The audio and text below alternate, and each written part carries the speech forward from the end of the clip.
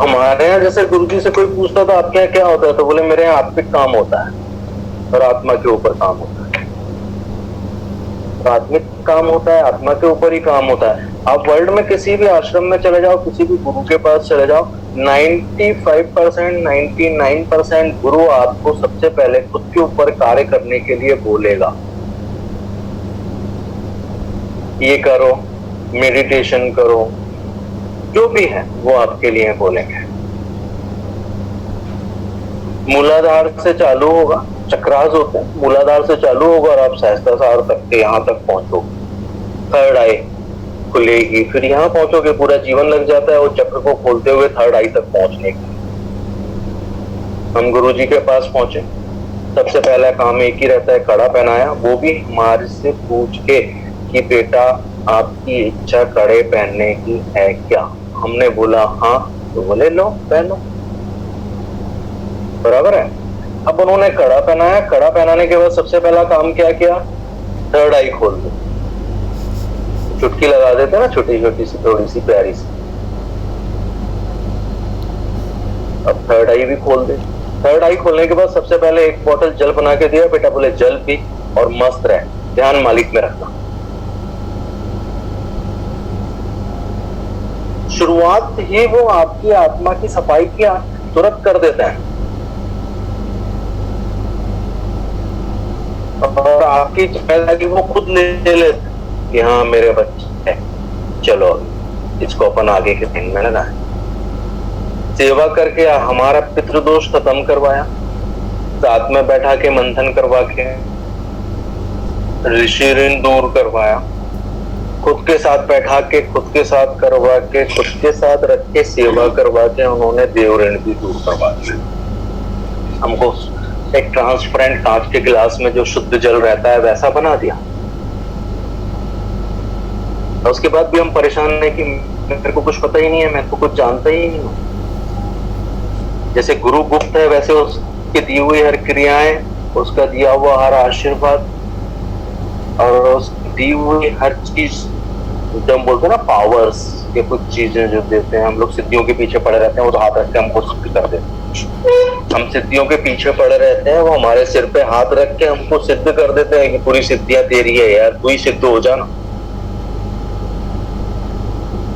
उन्होंने कड़ा पहनाते ही अपना काम चालू कर दिया, जल पिलाया, आपकी शुद्धि का काम चालू कर दिया, आप शुद्ध होते हुए आगे की तरफ निकलते चले। यही काम है ना, कोई आउडंबर नहीं, कोई बवंडर नहीं, कोई दिखावा नहीं, कोई कुछ नहीं कि तू ये मेडिटेशन कर मेरे तेरे ये चक्र हो जाएंगे, तू ये मंत्र कर तो इसमें तेरे को वाइब्रेशन आएगा, ये होगा वो होगा, कुछ नहीं है। कितना सरल और सिंपल, बेटा सेवा कर तेरा सब हो जाएगा। लेकिन हमको वैभव और दिखावे की तरफ अट्रैक्ट होने की चाहत होती है, हमको पैसा खर्चा करना है। जब तक हम सेटिस्फाइड नहीं होंगे, जब तक हमको दिखावा नहीं दिखेगा, जब तक हम सेटिस्फाइड नहीं होंगे, जितनी सरलता से हमको कोई चीज मिलती है हमको एक्सेप्ट नहीं होती है। हमको कष्ट करने की आदत है, हमको कठिन होने की आदत है, और हम कठिन है और हम कठिन है और हम कठिनाई ही चाहते हैं और हम कठिन ही रहना चाहते हैं।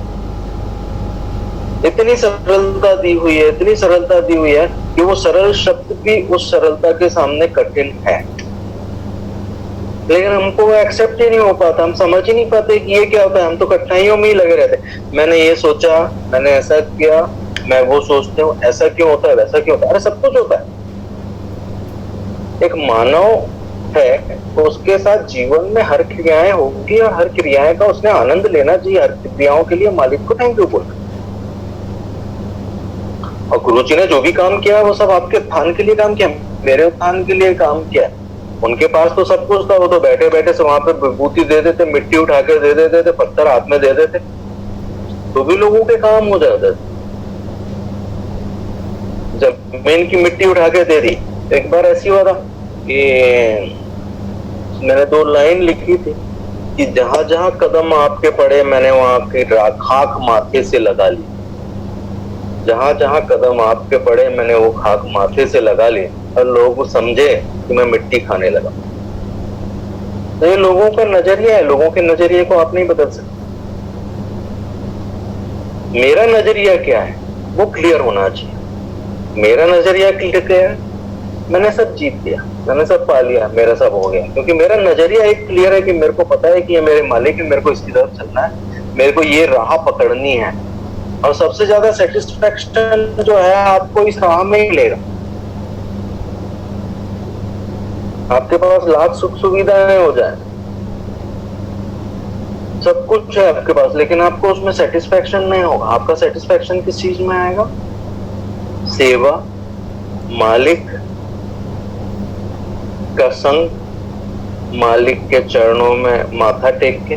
तो वो जो आपको इंटरनल सेटिस्फेक्शन मिलता है, वो आत्मिक सेटिस्फेक्शन जिसको बोलते हैं, वो वही होता है।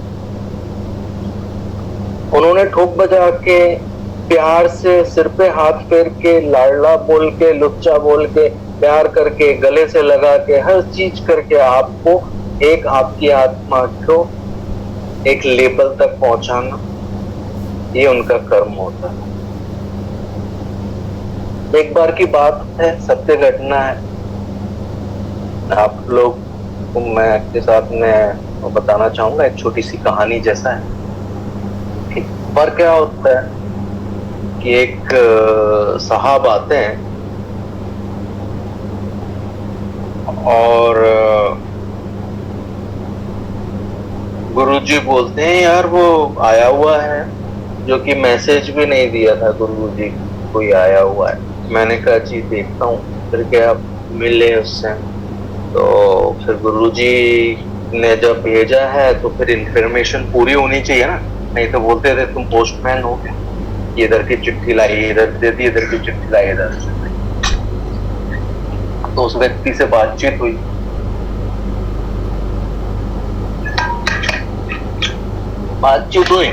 तो उसने बताया मैं आत्मिक उत्थान, मेरी आत्मा के उत्थान के लिए, अध्यात्म के लिए मैं आया हूं। जो उसका एक निचोड़ था बात का वो, तो उसमें एक बात यह थी कि उसने गुरु के बारे में जानकारी बहुत लेके रखी, बहुत चाहत थी, बहुत कुछ उसने किताबी ज्ञान लेके रखा हुआ था, प्रैक्टिकल ज्ञान की अड़चन थी। क्योंकि अक्सर एक बात है कि प्रैक्टिकल से थ्योरी लिखी जा सकती है, थ्योरी से प्रैक्टिकल लिखोगे करोगे तो अड़चने आएगी, और वो अड़चन को आपको आपकी सद्बुद्धि से ही हटाना पड़ेगा। जो प्रैक्टिकली रहेगा आदमी, चाहे आप डॉक्टर हो, चाहे आप टीचर हो, चाहे आप इंजीनियर हो, आप जो भी हो, आप अपना कार्य अपने प्रैक्टिकल नॉलेज से ही कर सकते हो। आप थ्योरी से करने जाओगे तो इलेक्ट्रिक का काम करोगे तो करंट लग जाएगा, डॉक्टर का काम करने जाओगे तो कुछ ना कुछ रिएक्शन हो जाएगा, और स्टूडेंट को आप पढ़ाने जाओगे, अभी 75 की स्ट्रेंथ है आपकी क्लास में, 50 की स्ट्रेंथ ले रहा है, 30 की स्ट्रेंथ है, सब बच्चे एक से नहीं होते। तो उनको प्रैक्टिकली आप जो जिस मूड का रहता है आपको उसके हिसाब से उसको हैंडल करना पड़ता। तो प्रैक्टिकल नॉलेज होना बहुत जरूरी है जीवन। और गुरु जी ने वही करवाते हुए हम लोगों को आगे बढ़ाया। तो बच्चे से बात की, मैं ऊपर गुरु जी के पास गया, मैंने गुरु जी को बताया, मैंने कहा जी वो आए हुए हैं, पढ़े लिखे हैं, आध्यात्मिक ज्ञान भी है, बुक्स का ज्ञान भी है, वो आध्यात्मिक ज्ञान चाहते हैं आत्मा के उत्थान के लिए आपके पास। बोले अच्छी। तो उनको कुछ खिलाया पिलाया, जी चाय पिला दी, हो गया। तो कब मिलवाते हो? मैंने कहा जी आप जब बोले जब। तो ठीक है 4 बजे मिलते हैं। मैंने कहा जी। प्रसाद के बाद की घटना है। तो 4 बजे मैंने उनको बोला आप चाय पी के लंगर में ही रहना, वहां पे आप मिलेंगे। बोले ठीक है।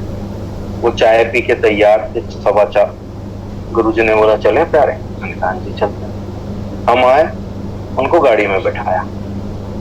गुरुजी बोलते थे आजा मेरी गाड़ी में बैठ जा। गाड़ी में बैठ गया तो फिर तो पहुंचा ही देंगे ना वहां तक जहां तक पहुंचना है। तो आजा मेरी गाड़ी में बैठ जा। गाड़ी में बैठ गए, चरण में पहुंचे, चरण में बैठे, बातचीत की, बहुत अच्छी बात हुई, बहुत लंबी बात हुई।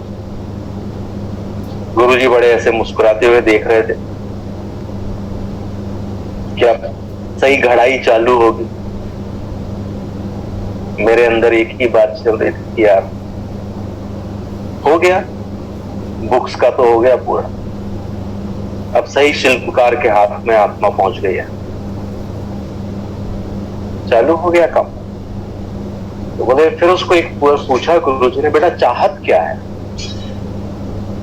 बोले जी, आत्मा के उत्थान और आध्यात्मिक उत्थान के लिए मेरी इच्छा है, बस।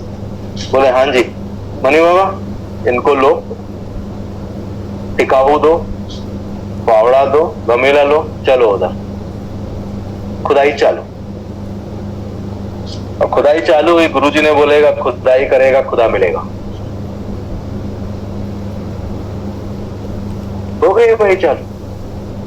अब उसका रोज का रूटीन हो गया, सवेरे 6:15 आपको जोत धूप अटेंड करनी है। नाश्ता मिला नहीं कि एक दूसरे पीछे पड़ते थे, चल तू इधर ये करना है, चल वो उधर करना है। वो हैरान परेशान कि यार ये हो क्या, महीना हो गया, 2 महीना हो गया, 3 महीना हो गया, 4 महीना हो गया। बोले ये तो खुदा की खुदाई खत्म ही नहीं हो रही, अब क्या होगा?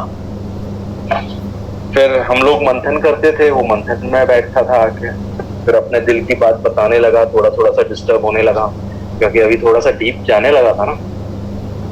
जब डीप जाने लगता है तो आदमी ज्यादा डिस्टर्ब होता है, क्योंकि प्राप्ति के बाद में ज्यादा डिस्टर्ब होता है। जब तक प्राप्ति नहीं होती जब तक के तो मजा लेता है, जब तक पता नहीं होता जब तक मजा लेता है। जैसे पता होने लगता है तो वैसे डिस्टर्ब भी होने लगता है। उसने ये बोल दिया, उसने ये बोल दिया, उसने ये कहा, उसने वो कहा, हो गया भाई काम। मैंने कहा हाँ चलो इसका भी चालू हो गई है। एक अवस्था तो पहुंच गई है, थोड़ा सा रूप तो मिलने लगा है, मिल गया रूप, आगे बढ़े। 40 दिन बाद वो बहुत ज्यादा डिस्टर्ब हो रहा। मेरे को पूछा, मेरी इच्छा नहीं हो रही यार रुकने की, मेरे को जाना है। मैंने कहा रुक जाए यार कुछ दिन और, अभी शिवरात्रि आ रही है, अभी तो सही सेवा का मजा है, हाफ ईयरली एग्जाम है, ऐसा ऐसा करके उसको शिवरात्रि तक लेके गए। शिवरात्रि हो गई, बोले अभी। तो मैंने कहा यार आप तो आए थे उस चाहत के लिए, वो चाहत हुई या पूरी आपकी? ये बोले मेरे को तो कुछ दिख ही नहीं रहा है, ये चाहत क्या है क्या नहीं है, मेरे को कुछ समझ नहीं आ रहा है। अध्यात्म कैसा है आपका? मैंने कहा क्यों? बोले यहाँ पे अध्यात्म तो मेरे को सवेरे से कपड़े टिकाऊ फावड़ा दे देते हैं, गौशाला में गोबर उठवाते हैं, इधर साफ करवाते हैं, उधर सर्फ करवाते हैं। ये अध्यात्म क्या है? मेरे को समझ नहीं आया, मेरे को तो अध्यात्म में आगे बढ़ना। मैंने उनको पूछा भाई आपका अध्यात्म कैसा? बोले पूजा हो, पाठ हो, मंत्र हो, हवन हो। अच्छा, तो ऐसे ही बैठे थे तो मैंने उसको बोला यार यहाँ तो हवन यह है कि खुद को आहुति बना के चढ़ा देना पड़ता है, खुद को आहुति बनाकर आपको हवन कुंड में डाल देना पड़ता है, तो ही आप स्वीकार होते हो। सही है, हो गई बात।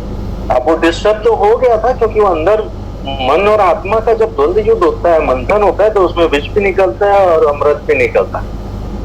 अब गुरु जी तो गुरु जी ठहरे। फिर उस बीच में हमारे यहाँ एक मैसेज आया, कोई संत थे जो अपनी संगत के साथ हमारे यहाँ पे प्रवचन, योगा और ये सब कोर्स करवाना चाहते थे। उनके कुछ 50 लोग थे, वो खुद थे, उनका कुछ 7 दिन का कोर्स था, वो कोर्स चालू हुआ। स्वामी जी आए, बढ़िया एकदम भगवे वस्त्र, हाथ में कड़े, गले में मालाएं, कान में कमंडल, यानी कोई देखे तो प्रभावित हो जाए उनसे कि वाह क्या रूप है यार इनका, क्या श्रृंगार है। हुआ चालू। अब वो बुद्धिजीवी था ना, पढ़ा लिखा था, ज्ञानी था, वो उनकी तरफ आकर्षित हो गया। वो भी उनका पूरा सेशन ज्वाइन करने लगा, बैठने लगा, देखने लगा, सब कुछ चलने लगा उसका, वो उसी टाइप से बड़ा खुश। एक दिन मुझको बोलता है, मैंने कहा यार क्या बात है पंडित जी आजकल बहुत खुश खुश से नजर आ रहे हैं। बोले मेरे को मेरे गुरु मिल गए। मैंने कहा किधर? बोले ये आए हुए हैं ना, क्या बात करते हैं, क्या चीज है, क्या है, मजा आ गया मेरे को। मैंने कहा वाह यार बहुत अच्छी बात है, तो चलो कुछ तो मिला। हाँ, तो मैंने कहा फिर अभी का क्या प्रोग्राम है, सेशन अटेंड करना है कि मेरे साथ चलना है? बोले आप बोलो क्या करना है। मैंने कहा चले यार वो थोड़ा सा कंक्रीट वगैरह बनाना है, माल भरना है, तो अपन करते हैं। तो वो फिर सिर पकड़ के बैठ गया, बोले यही अध्यात्म करवाओगे क्या? मैंने कहा जो मैंने सीखा है मेरे बाप से मैं तो करवाऊंगा। वो गए भाई, हो गया। उसने बहुत अच्छी अच्छी बातें की, उन्होंने मेरे को ऐसा बताया, उन्होंने वैसा बताया, वो ऐसा कहते हैं, ये करते हैं, ऐसा है, आप बैठो आपका कुंडलिनी जागृत हो जाएगा और यार। मैंने कहा वाह यार, सब जागृत हो गया। बातचीत हुई। वाह, 7वें दिन लास्ट डे था, गुरुजी भी वहीं थे। स्वामी जी ने 7 दिन का निचोड़ अपने बच्चों को देना चालू किया, और वो निचोड़ देने के बाद उनको गुरुजी से मिलना था और फिर उनका प्रस्थान था, चालू हो गया था। उन्होंने जो बात की, हा, क्या कहने, क्या बातें।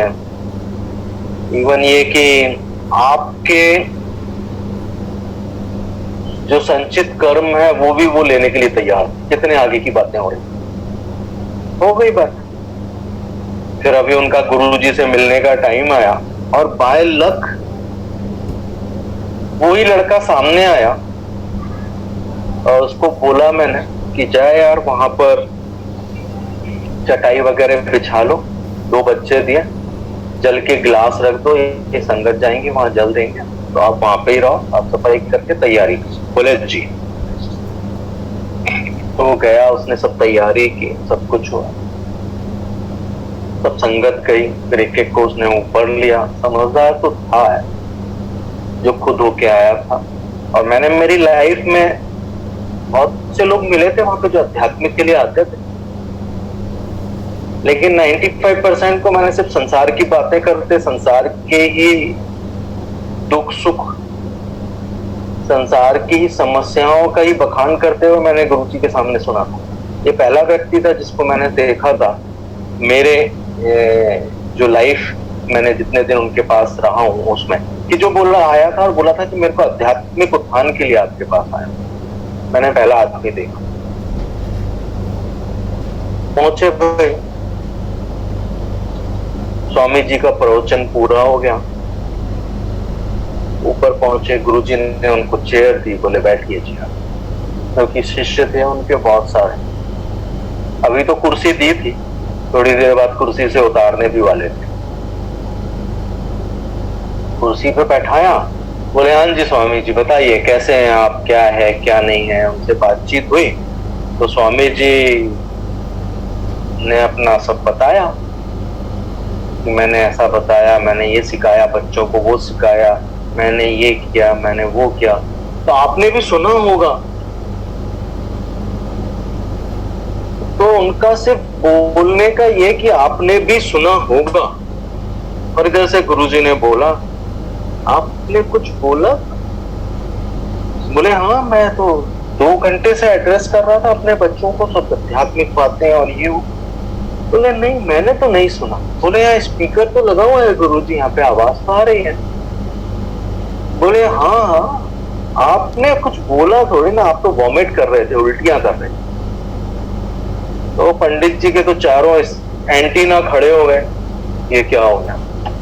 स्वामी जी आसमान से पृथ्वी पे गिर गए, ईगो टूट गया। अब तो अच्छा हुआ संगत नहीं थी, नहीं तो स्वामी जी पता लगता बेहोश भी हो गए। संगत चले गई थी, वो बैठे हुए थे, एक आध तो हम लोगों के जैसे जो गण थे वही थे ऊपर। तो बोले नहीं जी मैंने तो बहुत कुछ बोला। बोले स्वामी जी सच कहूं, आपकी एक भी बात आत्मा से निकली हुई नहीं थी, एक भी बात प्रैक्टिकल नहीं थी। आपने जितना भी ज्ञान दिया है वो पूरा का पूरा ज्ञान किताबी ज्ञान था। किताबी ज्ञान इंसान को बांधता है, किताबी ज्ञान क्या करता है, इंसान को बांधता है। बोले जी प्रैक्टिकल ज्ञान जो आत्मा से निकलता है, जो अंदर से निकलता है, क्योंकि सब देवी देवता, सब पोथी पुराण, सब कुछ आपके अंदर है, वो जब अंदर से जो निकलता है वो आदमी के अंदर तक जाता है और वो विराट का रूप देता है, बांधता नहीं है। और उससे आदमी सेटिस्फाई होता है, हल्का होता है। आपने जो बोला, जितने भी आपके सब आत्मे आए थे सब भारी थे, तो ये आपने मंत्र पढ़े और पता नहीं क्या क्या चीजें की, वो उसी में लगे हुए थे कि ये स्वामी जी ने ऐसा बोला, स्वामी जी ने वैसा बोला, और वो उसको कैश करने की, इनकैश करने की कोशिश कर रहे थे, दिमाग में सेव करने की कोशिश कर रहे थे। और आप आत्मा से निकालते तो सामने वाले के आत्मा में वो डायरेक्ट चले जाती, ना उसको सेव करने की जरूरत पड़ती, ना उसको कैश करने की जरूरत पड़ती, उसको इनकैश करने की जरूरत पड़ती, क्योंकि वो डायरेक्ट एंटर जाके वो वहां जगह पे बैठ जाती जहां उसकी जगह है। तो स्वामी जी चेयर को छोड़ने की तैयारी में थे कि अब मैं नीचे बैठूं। गुरु जी बोले नहीं नहीं, आप कंफर्टेबल रहो, आप बैठे रहो। तो उसमें फिर आगे क्या हुआ, गुरुजी और उनके बीच में वार्तालाप नहीं हुआ। बहुत देर बैठे थे साथ में, हम नीचे आ गए थे, वो जो बच्चा था उसको भी ले लिया था। वो आया और उसने दर्शन घर में जो गुरुजी के चरण रखे हैं वहां पे माथा टेका और उसकी आंखों में से आंसू आ गया। तो हमारी बात हुई तो मैंने पूछा क्या हुआ, क्यों रो रहा है? बोले मैं पारस के पास था और सोने की तलाश कर रहा था। मैंने कहा ये कैसे? बोले गुरुजी पारस है, तो जिसके सिर पे हाथ रख देते हैं वो सोना बन जाता है। अब मैं कहाँ लगा हुआ था? 7 दिन में मेरी मति कहां से कहां पहुंच गई थी कि यही मेरे गुरु है, यही है, मैं तो ऐसा ही है, यही भव्यता है। लेकिन कितनी सादगी से गुरुजी ने उनको सब बता दिया और सब बातें कह दी। अब मेरे को समझ आया कि अध्यात्म क्या होता है, और उस दिन उसका वो चक्र भी अध्यात्म का खुल गया और वो परमानेंटली वहीं मालिक के चरणों में समर्पित हो गया और आगे निकल गया। तो ये भव्यता, दिखावा, दिखावट, हम इसके ऊपर बहुत जल्दी अट्रैक्ट हो जाते हैं। ये दिखावा है, ये दिखावटी चीजें हैं, इसके ऊपर अट्रैक्ट हो, खुद को परेशान करके कोई मतलब नहीं। इतनी सरलता से दी हुई चीज है कि घर से मस्जिद है बहुत दूर, आ किसी रोते हुए को हंसा दे, मेरी नमाज कबूल हो जाए, कितने सरलता से दिया हुआ है।